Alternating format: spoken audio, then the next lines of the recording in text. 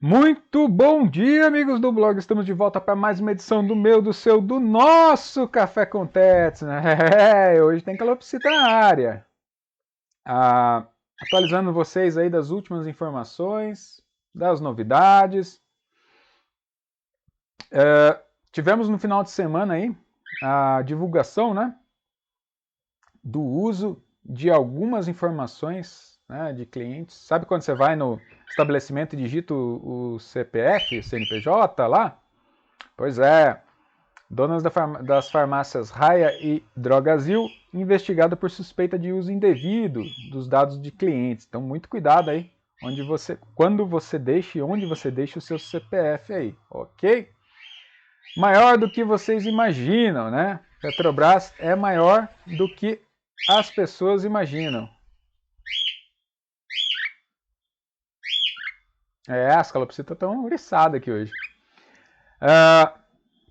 Em base comparativa, se somarmos Petrobras, se compararmos, né, a Petrobras com PetroRio, Vibra, Cosan, Raízen, Ultra, Brava e Petro Recôncavo, ainda faltam 380 bilhões. Todas essas empresas juntas dão 114 bilhões e o valor da Petrobras é de quase 500 bilhões. Então, uma Petrobras ainda dá quase 4 vezes a soma de PetroRio, Vibra, Cosan, Petro Recôncavo, Brava, Ultra e a Raízen. A piada do final de semana foi que todo mundo tinha 5 mil para esconder da Receita Federal, mas agora não tem 30 conto para comprar meio quilo de pó de café. Pessoal, na hora da tributação a galera encolhe, né? Mas na hora de passar no caixa no supermercado, todo mundo reclama.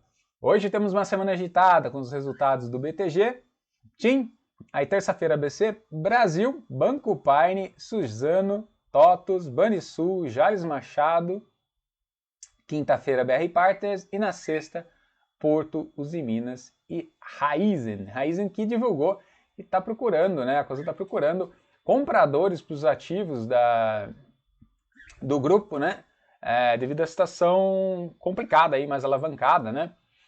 Vendeu a participação de 4% que tinha na Vale por 9 bilhões e continuou tentando vender, né, ativos para reduzir a sua dívida, o seu alavancamento na Cosan, o Rubens Pometo, né?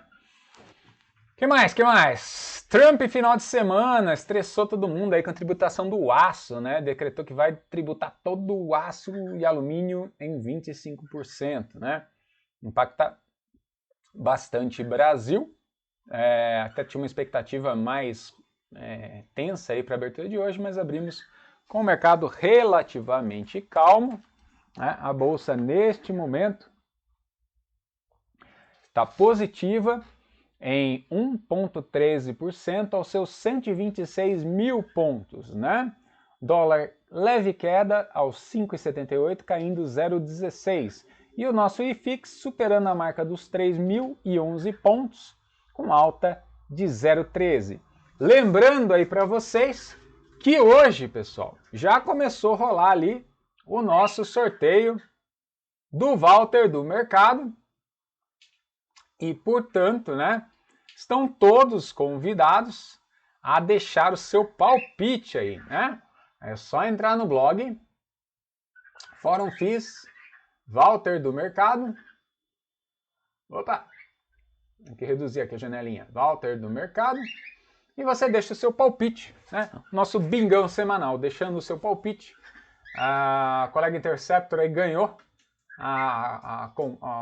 o concurso da semana passada, né? O Trix não abriu o concurso aqui ainda. Eu vou deixar meu palpite, Trix, daí você coloca logo na sequência, né, a minha aposta. Vamos ver. Vamos perguntar aqui na bola de cristal quanto que vai estar o IFIX. Bola de cristal. Quero saber aqui quanto que vai estar o IFIX na próxima semana.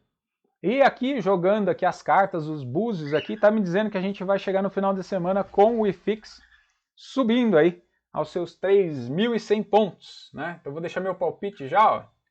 Walter do Mercado para o Trix. Meu palpite é de 3.100 pontinhos na próxima sexta. Deixar o sorrisinho aqui, o smile. Enquanto isso, as calopsitas estão fazendo bagunça aqui. É, pessoal, amanhã foi agitada. Amanhã foi agitada. Vamos que vamos.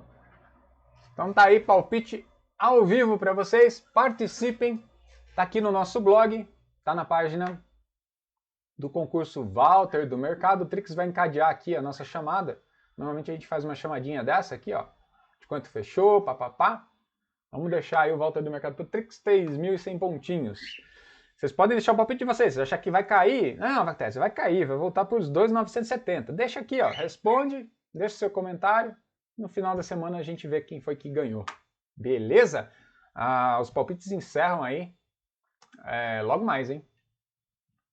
Na terça-feira.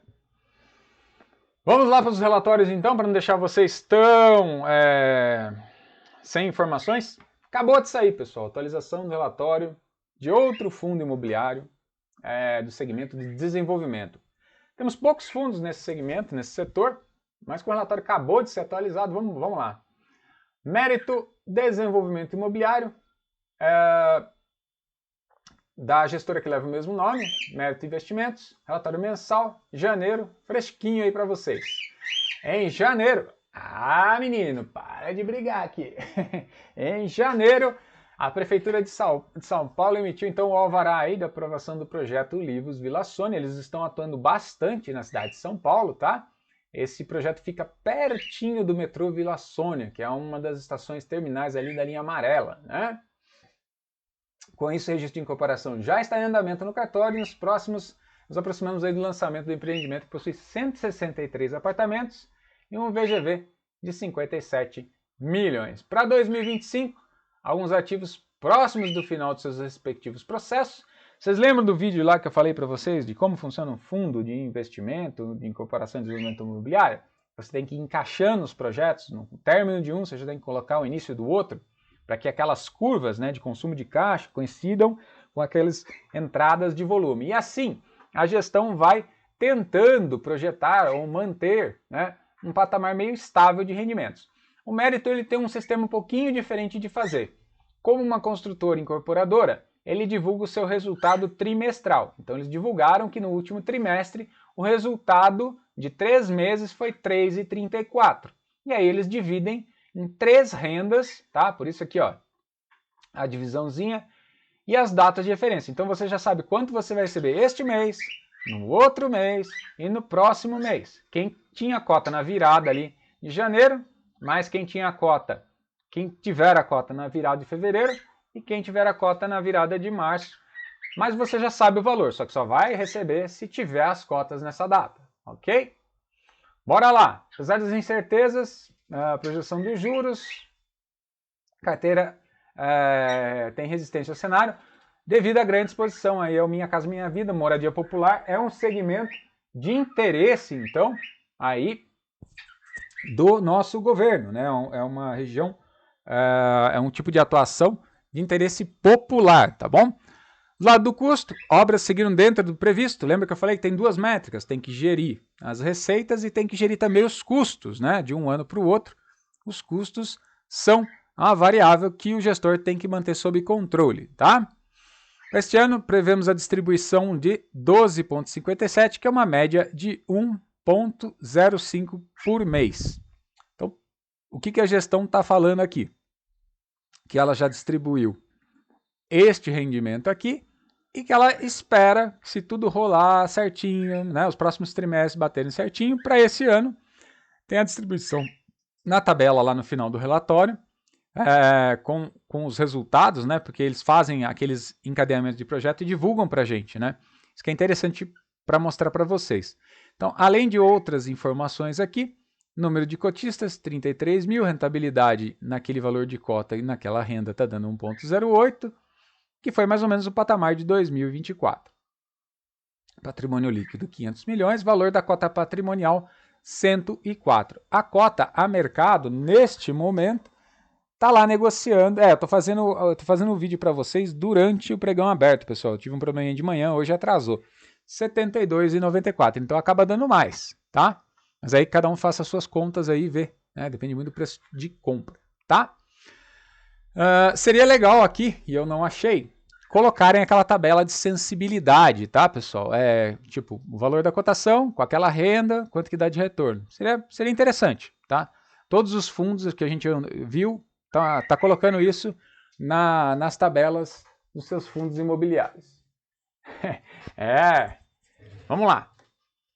Gráficos históricos de rendimento, as distribuições e o patamar de renda. Momento de juros mais altos, elevação de juros acaba impactando e afetando aí os rendimentos. Então, o que a gente vê aqui é essa curva de rendimentos das últimas distribuições. Redes sociais, todos os fundos divulgam, é bom e é bem recomendável, né, entrar em contato sempre com o RI. E aqui, ó, uma coisa que esse fundo tem, né, de diferente dos demais. Lembra que a gente falou da renda trimestral ali? Eles divulgam aqui um relatório de como foi o trimestre, tá? E esse relatório todo mês é atualizado e o trimestre é fixo até virar o trimestre. Então, dados do último trimestre que findou em no quarto trimestre de 2024, ou seja, dezembro.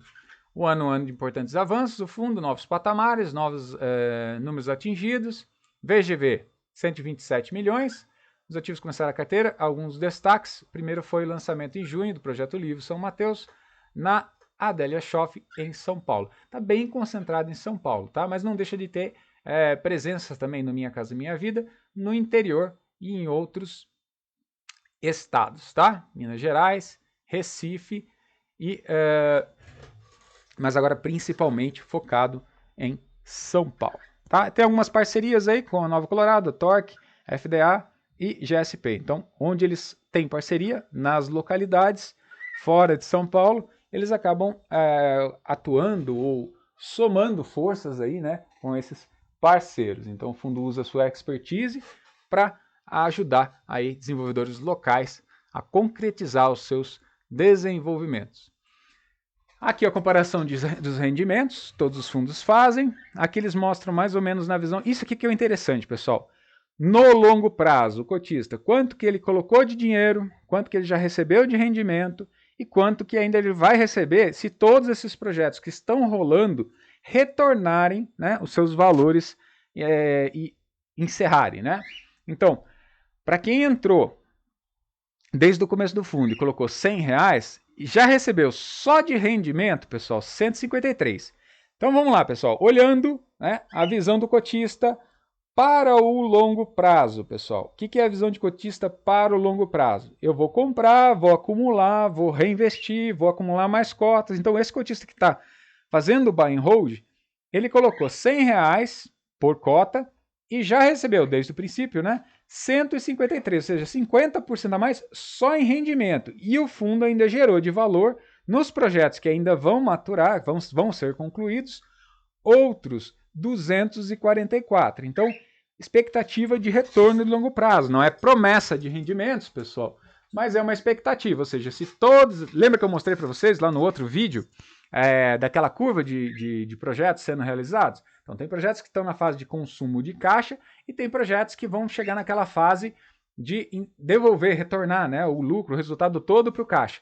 Então, se a gente deixar todos eles acabarem e encerrar, o que o cotista vai receber é 244. Isso com a cotação no patamar atual de 73. Dá um retorno bem interessante. É lógico que isso não vem de um mês para o outro, isso aqui vem ao longo dos anos e aí eles mostram mais para frente uma outra tabela, né? Qual é a expectativa, né? Quanto tempo leva para receber tudo isso? E aí cabe a cada um de vocês fazer o estudo de caso. Aqui tem aquela tabelinha de regime de caixa, caixa competência, os resultados trimestrais, as rendas divulgadas, o que eles fizeram em cada mês do trimestre, aí cada um vai lendo aqui, mas isso aqui acaba sendo já falado no mês a mês. Então no mês de outubro, no relatório de outubro eles já falaram isso, no mês de novembro, no relatório de novembro eles já falaram isso e só concatenaram aqui no relatório trimestral, então não vou repetir. Carteira resumida, né? Mostra aqui as regiões de atuação do país onde eles estão presentes. É bem concentrado em São Paulo, mas tem alguma coisa no Paraná, tem em Minas e tem também em Recife.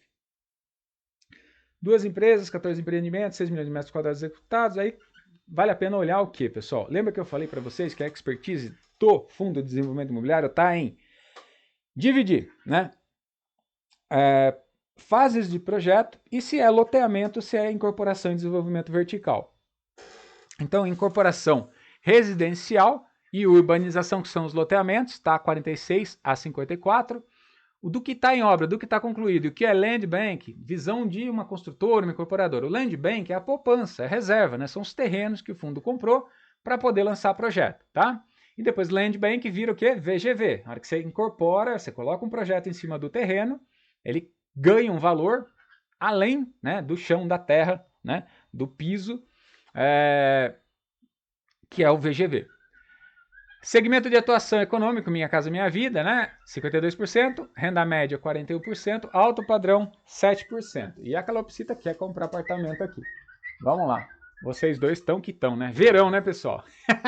Verão, eles estão oriçados. Então, no Land Bank, consideramos os terrenos que foram adquiridos para o fundo, a aquisição de um terreno é realizada com estudo de viabilidade. Ou seja, o gestor pensa, olha, nessa região, nesse terreno, nesse padrão, vale a pena colocar o quê? Vale a pena colocar um empreendimento para um determinado padrão de renda, né? Então, ele localiza e coloca naquele padrão. Pronto, retirei as crianças da sala aqui. Então, para cada padrão, ele define, né, onde ele vai colocar naquele terreno o tipo de empreendimento que vai gerar um VGV, que vai classificar ali o resultado, né? Então ele estima, e é daqui que vem aquele valor lá que a gente ainda tem por receber. Então, se o cotista fizer as contas aqui, ele vai chegar nos mesmos valores lá, nas mesmas projeções.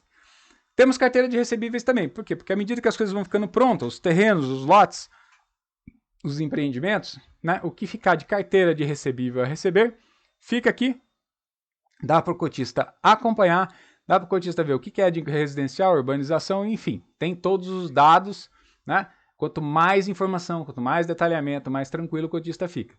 E estoque é a soma das tabelas das unidades que estão prontas a serem vendidas ou em desenvolvimento, né? Para os respectivos projetos. E aí eles colocam o valor aí a mercado para ter uma noção de quanto que tem, né, em cada um das linhas de financiamento, né? Financiamento direto, Sistema Brasileiro de Poupança e Minha Casa Minha Vida, tá? Obras em andamento, aí ele vai mostrando aqui o quanto tem de obras, né? Aí em 62% do custo incorrido, ainda tem custo incorrer, então ainda vai precisar, né? Lembra que a curva vai acontecendo, aquela fase que vai consumindo os recursos, então ainda tem 260 a incorrer. E isso vai sendo fornecido, pessoal, com aqueles projetos que vão concluindo e vão terminando e vão retroalimentando aí o fundo, tá? O lucro, o fundo distribui na forma de rendimentos, mas o principal, ele permanece investido e vai fazer com que esse custo a incorrer, a hora que você tiver a conclusão de um projeto, o dinheiro que retorna do principal volta para suprir a necessidade de caixa, né, do custo de um projeto que está iniciando. Então, a expertise toda está em gestão, pessoal. Saber encadear os projetos, saber fazer a coisa acontecer, tá? Aí tem aqui a classificação, quem não sabe o que é o SBPE, Financiamento Direto com Loteadora, a Minha Casa Minha Vida. E aí eu lembro que falei para vocês da expectativa de retorno. Então tá nessas tabelinhas no final do relatório trimestral. Eles listam aqui projeto a projeto, quanto que deu, né, até 2025 e quanto eles projetam que retorne até 2032, essa é a previsão deles. Então, se eles não comprarem mais nada, não fizerem mais nada, só tocar as obras, o fundo vai ainda até 2032 para entregar tudo e retornar todo aquele valor lá que a gente viu lá naquela projeção de retorno, né? Então, daria um total de 396,63 de fluxo de caixa de estimativa. Aí, se o fundo acabasse, né? Se a gente não comprasse mais nada, eles fossem concluindo e devolvendo o dinheiro para os cotistas. Então, ajuda, né, na hora de você fazer uma avaliação, de você fazer um estudo do fundo, no quanto tem de valor intrínseco ali, de valor dentro do empreendimento. E a tabelinha de como é que está, o que está concluído, o que está em obras e o que é land bank. Dá para aproveitar, dá para saber, principalmente o quanto que está esperado aqui. Com o nosso custo Brasil subindo, né, pessoal?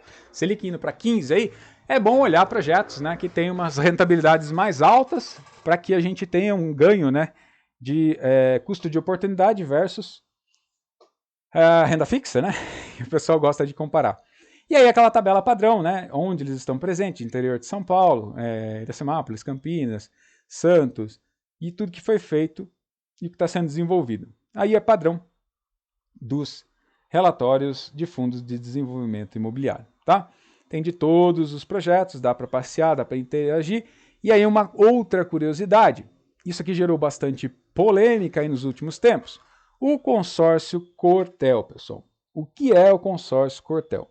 O MFI entrou numa SPE chamado Consórcio Cortel SP-SA.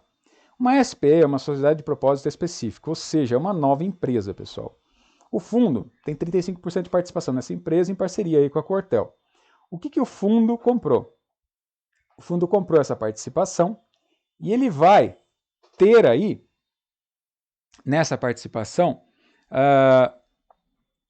uma concessão, o direito de exploração de uma concessão de 25 anos. Então, por 25 anos, toda a receita dos cemitérios de São Paulo, Araçá, Dom Bosco, Santa Amaro, São Paulo e Vila Nova Cachoeirinha, para fazer uma homenagem para Marta, vão receitar, né, o caixa do M100. O M100 é o fundo imobiliário que eles constituíram para separar ali o projeto do fundo MFI, mas o principal investidor aí é o MFI nesse fundo M100. E não tem taxas em dobro, as taxas são rebatidas, descontadas. E a grande pergunta, a grande dúvida do mercado foi na questão aí, pessoal, de uma notícia que saiu num outro fundo, né, num fundo da VBI que investe em CRIs, cujo CRI, né, da Cortel foi colocado em revisão. Por quê? Porque a Cortel está com fluxo de caixa apertado. Mas o relacionamento da Cortel nesse fundo, nessa SPE, é como sócio.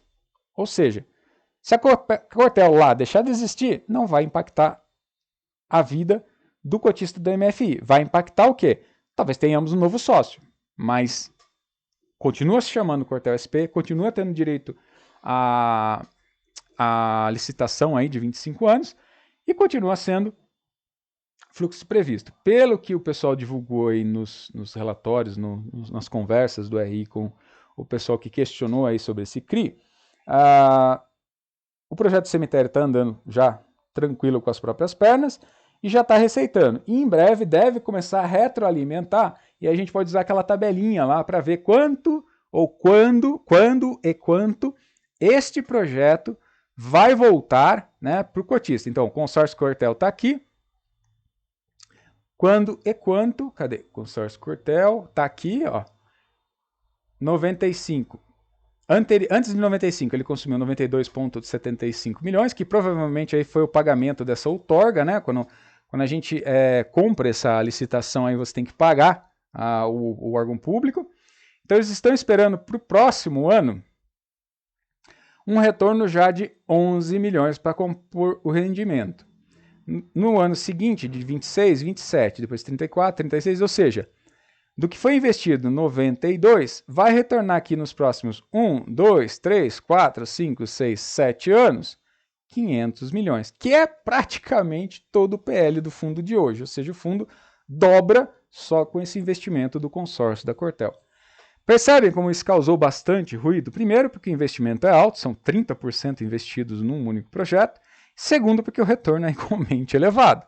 Então deixou os cotistas bastante preocupados e conduziu provavelmente essa cotação que a gente está vendo agora mercado aí, seus R$ 73. É isso a polêmica. Mas o RI parece que informou aí que o consórcio, que o projeto segue independente da situação da Cortel estar boa ou estar... a Cortel ela vendeu muito CRI, então ela está bastante alavancada, mas o consórcio Cortel é uma coisa completamente separada. Mesmo que a Cortel tenha algum problema, o que acontece com o MFI? Nada. A gente passa a ter um novo sócio, né? A gente tem 30%, os outros 70% está lá nesse outro sócio, a gente passa a ter um outro sócio lá na jogada. Beleza? Funciona por SPE. SPE é uma blindagem, uma proteção, né? Assim como todos os outros projetos são SPEs separadas. E a estrutura da SPE é uma estrutura que blinda, que protege o cotista, né? Justamente criado para esses problemas. Tá bom? Acho que a gente passou pelas principais informações, perguntas e dúvidas, né? Eu já vou encerrar esse vídeo que ficou longo, claro, não era para ter ficado tão longo, mas ficou longo. E a gente deixa aí o bom dia para vocês, já juntando com quase boa tarde. E nos vemos no próximo vídeo, tá bom? Até mais, fui!